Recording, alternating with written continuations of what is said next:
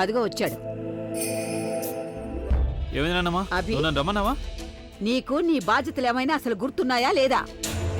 నువ్వు అలా ఎందుకంటున్నావు? మరి ఎలా అన్నావు? నీకంత జ్ఞానం ఉంటే అప్పుడు నేను ఇలా మాట్లాడాల్సి వస్తుందా? అలాగే ఆవిడ్ని ఇక్కడికి పిలవాల్సిన అవసరం వస్తుందా?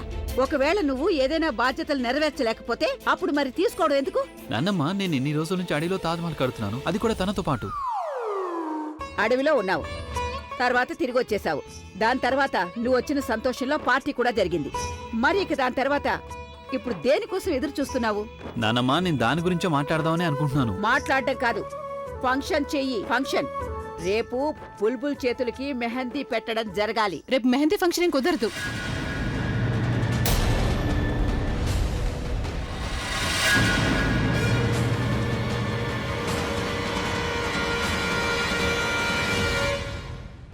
నేననే దానికి అర్థం ఏంటంటే అంత త్వరగా రేపటికల్లా ప్రిపరేషన్స్ ఎలా అవుతాయి? అయినా నానమ్మ, మనం ఎవరినైనా పంతులు గారిని కలవాలని నువ్వెందుకు అనుకోవడం లేదు?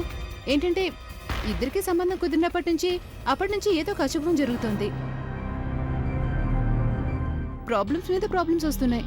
అందుకే కదా వాళ్ళిద్దరికీ వీలైనంత తొందరగా పెళ్లి జరిగిపోవాలని కోరుకుంటున్నాను. దాంతో ఏ సమస్య రాదు, అన్ని సమస్యలు తీరిపోతాయి. మీరు చెప్పిందంతా నిజమే, కానీ ఇంత త్వరగా మెహందీ అంటే రేపే ఎలా కుదురుతుంది? మేము ఏర్పాట్లేవి చేసుకోలేదు కదా, కొన్ని రోజుల తర్వాత పెట్టుకుందాం. ఇంత త్వరగా ఏర్పాట్లు ఎలా చేయగలను? అయ్యో ఆంటీ గారు, మీరేం టెన్షన్ పడకండి. నాన్నమ్మ అన్నది నిజమే, బాధ్యత తీసుకున్నాక నెరవేర్చాల్సిందే కదా. అయినా మీరేం టెన్షన్ పడకండి, మీరు బుల్బుల్ని తీసుకుని రండి అంతే. మిగతా ఏర్పాట్లన్నీ నాన్నమ్మ స్వయంగా చూసుకుంటుంది. సరే సరే అల్లుడు గారు, ఇక మీరు చెప్తున్నారంటే రేపే జరుగుతుంది మెహందీ.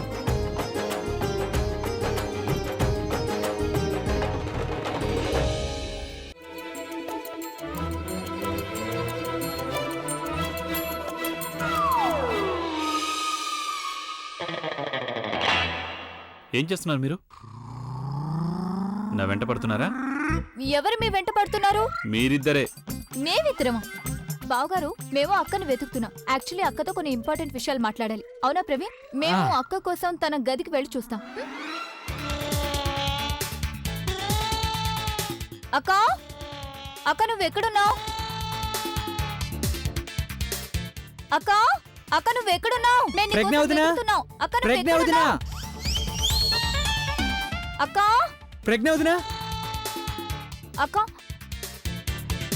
బావగారు, అక్క ఎక్కడుంది? నాకేం తెలుసు? నాకేం తెలుసు అంటే భర్తకు తెలియకపోతే మరి పక్కింటి వాళ్ళకి తెలుస్తుందా? ఏమంటావు ప్రవీణ్? అవును, నీకు తెలిసే ఉండాలి కదా. ఎనీవేస్, మేము ఇప్పుడు అక్క కోసం వెతుకుతున్నాం. అక్కతో మాట్లాడాలి, ఆ తర్వాత మీతో మాట్లాడతాం. పద ప్రవీణ్. ఈ బుల్బుల్ రింగ్ మాస్టర్ల పనులు చేయిస్తోంది. పాపం ప్రవీణ్. ప్రజ్ఞ లోపల లేదు అంటే నేను ఒంటరిగా నా రూమ్లో హ్యాపీగా ఉండొచ్చు. గ్రేట్. Freedom, freedom. అమ్మా, అలాంటి వాళ్ళది నిజమైన ప్రేమ కాదు, అది వ్యామోహం. ఎగ్జాక్ట్లీ చిన్నత్త, నిజంగా ప్రేమించుకున్న వాళ్ళు అలా చేయరు. ఎంత మనసు విరిగిపోతే కన్న కూతుర్ని పట్టుకొని మా దృష్టిలో చచ్చిపోయా ఉంటుందా తల్లి? అది సరే అమ్మా, తన కూతురుతో తన మాట అనేటప్పుడు ఆమె మాటల్లో వ్యథ, కళ్ళల్లో బాధ గమనించావమ్మా? పెద్దబాబుకు బర్త్డే విషెస్ చెప్పు కూడా వెళ్ళాం కదా. ఊరికే ఎలా కాలిపోతుంది? మంట పెడితేనో పడితేనో తగలబడుతుంది.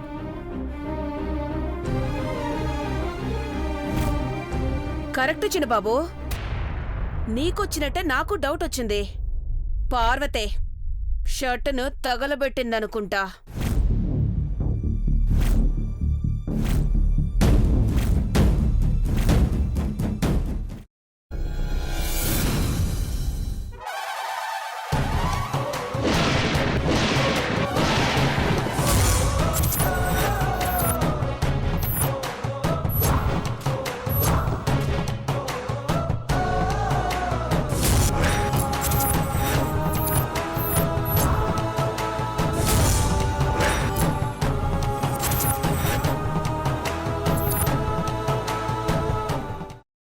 పెట్టుకున్న తర్వాత పొట్టు తీసేసి చాప్ చేసి పక్కన పెట్టుకోవాలి. ఒక ప్యాన్లో కొద్దిగా నూనె వేడి చేసి అందులో ఆవాలు, మినప్పప్పు, శనగపప్పు, కరివేపాకు, సన్నగా తరిగి పెట్టుకున్న ఉల్లిపాయలు వేసుకుని 1 నిమిషం పాటు వేయించుకోవాలి. ఆ తర్వాత కాల్చి కట్ చేసి పెట్టుకున్న వంకాయని కూడా అందులో వేసుకుని బాగా మిక్స్ చేసి బౌల్లోకి ట్రాన్స్ఫర్ చేసుకుని అందులో తగినంత చిక్కటి పెరుగు లేదా పల్చటి పెరుగు వేసుకుని మిక్స్ చేసి అన్నంతో కానివ్వండి, చపాతీతో కానివ్వండి సర్వ్ చేసినా చాలా బాగుంటుంది.